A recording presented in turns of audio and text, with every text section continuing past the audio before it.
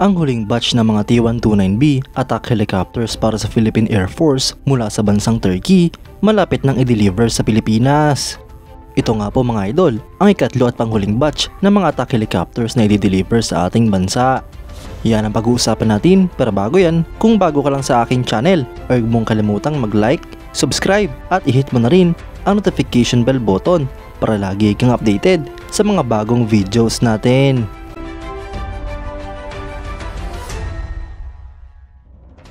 Kamakailan lamang mga idol ay nagpakita ng litrato ng dalawang T-129B attack helicopters para sa Philippine Air Force mula sa bansang Turkey. Ito nga po ay nung inspeksyonin ng Nigerian government officials ang mga nasabing helicopter. Ang Nigeria mga idol ay nag-acquire din ng ilang mga T-129B attack helicopters mula sa Turkish Aerospace Industries. Kaya't sila nga po ay kalawang confirmed export customer maliban sa Pilipinas na naunang bumili ng mga helicopters. At dahil hindi nga po natuloy ang pagbili sana ng Pakistan ng mga ganitong klaseng helicopters, ay mapupunta na nga po ito sa Nigerian Army. Sa mga litrato nga pong ipinakita mga idol, ay tiyak na nga po tayo na tapos na ang mga helicopters na ito at malapit nang i-deliver sa ating bansa. Base nga rin po sa original na plano ng delivery, ay ngayong bago matapos ang taong 2023, makukumpleto na ang 6 na units ng mga bagong T-129B attack helicopters mula sa Turkey.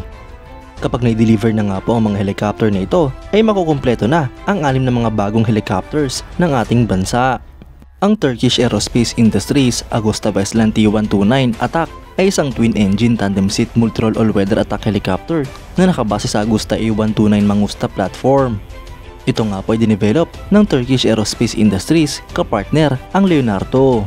Ang helicopter na ito mga idol ay dinisenyo para sa armed reconnaissance at attack missions sa hot and high environments sa rough geography sa both day and night conditions. Ang attack program mga idol ay nagsimula upang ma-meet ang requirements ng Turkish Armed Forces para sa mga armed tactical reconnaissance at attack helicopter. At ang T-129 nga po mga idol ay naging resulta ng integration ng Turkish Development Avionics, airframe modifications at weapon systems sa Agusta Westland A129 airframe. Ngunit ang T-129 mga idol ay merong upgraded na engines, transmissions at rotor blades. Ang helicopter nito mga idol ay unang lumipad noong September 28, 2009 at na-introduce naman noong 2014. Sinimulan nga po itong i-produce noong 2009 hanggang sa kasalukuyan at meron na nga pong mahigit sa 70 units ang mga nagawang ganito. Sa kasalukuyan ay tanging Pilipinas, Nigeria at Turkey lamang ang mga nag-ooperate ng ganitong klaseng helicopter. Ang T-129B attack mga idol ay pinapalipad ng dalawang crew. May haba nga po itong 14.54 meters, height na 3.4 meters at maximum takeoff weight na 5,056 kilograms. Ang power plant nga po nito ay dalawang LH-Tech CTS-800 4A turboshaft engine. Para naman sa performance ay meron nga po itong maximum speed na 281 km per hour, may range na 537 km at endurance na 3 hours. Habang ang armament naman ay meron nga po itong isang M197 20x102mm 3-barrel rotary cannon na may 500 rounds.